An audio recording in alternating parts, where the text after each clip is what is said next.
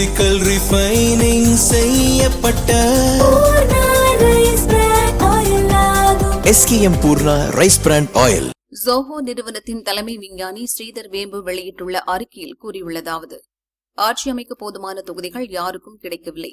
அப்படி அமைக்கப்படும் எந்த அரசும் பல இழுபறிகள் அழுத்தங்களால் நிலையற்றதாகவே இருக்கும். ஜனாதிபதி ஆட்சியுடன் புதிய தேர்தலை நடத்துவதே சிறந்த வழியாக இருக்கலாம். இம்முறை ஓட்டுக்கு பணம் இல்லை என்ற மிக கடுமையான நடவடிக்கை இருக்க வேண்டும். அப்போது யாருக்கு சாதகமாக உண்மையாக மக்கள் தீர்ப்பு இருக்கிறது என்று பார்ப்போம். தாவைக்க தலைவர் விஜய் பெரும்பான்மையுடன் மீண்டும் ஆட்சிக்கு வருவார் என்று நான் நினைக்கிறேன். அதை திமுக அதிமுக தடுக்க விரும்பினால் அவர்கள் ஒன்றாக போராடட்டும். பாரதிய ஜனதா தனித்து போட்டியிட வேண்டும். அது ஒரு இடத்தை கூட பெற முடியாமல் போனாலும் பரவாயில்லை. தமிழகத்தில் பாரதிய ஜனதா ஒரு புதிய தொடக்கத்தை மேற்கொள்ள வேண்டிய நேரம் இது. மக்கள் புதிதாக தீர்மானிக்கட்டும் என ஸ்ரீதர் வேம்பு கூறியுள்ளார்.